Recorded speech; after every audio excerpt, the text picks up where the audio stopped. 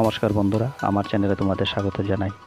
এখন আমি আমার ছাদ বাগানে একটা ছোট্ট মালটা গাছ বাজার থেকে কিনে এনেছিলাম 6 মাস আগে। গাছটি দেখলেই তোমরা বুঝতে পারবে গাছটির গ্রোথ আছে, কিন্তু গাছটি বেশি বড় না। কিন্তু এটার মধ্যে দেখো কি সুন্দর ফল ধরেছে, এবং এখানে 3-4টি মালটা। আমি এটাকে মোসাম্বি ভেবে নিয়ে এনেছিলাম বাজার থেকে, কিন্তু এখন এনে দেখি এটা মালটা। কারণ মালটার মধ্যে সিকি মালটা, এটা সিকি মালটা। এটার পাতাগুলি দেখো কীরকম, একদম সরু সরু হয়ে আছে। আমি 10 ইঞ্চি টবে মাত্র এই গাছটা লাগিয়েছি।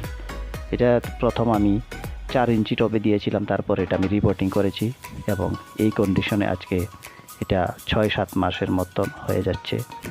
এটা রিপোর্টিং করার সময় হয়ে যাচ্ছে। আমি এটাকে আবার রিপোর্টিং করব কিছুদিন পরে, কারণ গাছের গ্রোথ যেভাবে হচ্ছে এটা রিপোর্টিং প্রয়োজন। দেখো বন্ধুরা, এখানে এই গাছে আমি অন্য গাছের সাথেও পোকার ওষুধ স্প্রে করে থাকি। মৌসম্বিটা আকারে গোল হয়, কিন্তু সিকি মালটাটা মাঝখান দিয়ে এই মাথার দিক দিয়ে একটু চ্যাপটা এরকম হয়ে থাকে। সিকি মালটা আর মালটার মধ্যে অনেক পার্থক্য আছে। সিকি মালটাটা খুব রসালো হয়, এবং এটা পাতাগুলি সরু থাকে, এবং গাছটা খুব সবুজ থাকে, সবুজ আকার ধারণ করে। দেখো এখানে এক সাইডে ফল এসেছে 4-5টা, 4টার মতন, 5টা ছিল, কুড়িটা পড়ে গেছে, এবং 4টা ফলই ম্যাচিউরড হচ্ছে। আমার সবগুলি গাছের মধ্যে আমি মিক্সড খাবারটা যেটা আমি বানিয়ে দেই, এটা দিয়ে থেকে, যার মধ্যে শিংকুচি, নিম খোল, সর্ষের খোল থাকে। ফল গাছের মধ্যে সাধারণত আমি পটাশ সারও দিয়ে থাকি, যাতে ফলের কুড়ি জোড়ার প্রবণতাটা কম থাকে এবং ফুল ফলটা টিকে থাকে। দেখুন বন্ধুরা, মালটা গাছটি কীরকমভাবে দাঁড়িয়ে আছে। এটাকে আমি বাঁশ দিয়ে সাপোর্ট দিয়ে রেখেছি, ছোটো ছোটো কাঠি দিয়ে, এরকমভাবে, যাতে ফলের ভারে গাছটা ভেঙে না যায়। কারণ কিছুদিন আগে প্রচণ্ড তুফান হয়েছিল, এবং তুফানে গাছটা পড়ে গিয়েছিল।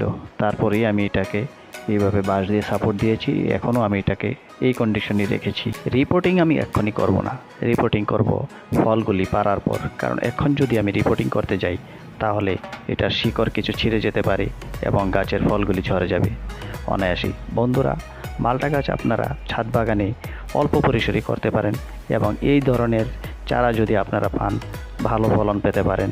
এবং দেখুন, মাত্র আমার এই 10 ইঞ্চি টবের মধ্যেই এই এত বড় মালটা গাছটা আস্তে আস্তে করে বড় হচ্ছে। বাজার থেকে তো আমরা সবই কিনে আনি, ফল থেকে সবজি সবই কিনে আনতে পারি, কিন্তু নিজের হাতে চারা লাগিয়ে যে ফলটা পাবেন, এর অনাবিল আনন্দ আপনারা সত্যি অতুলনীয়।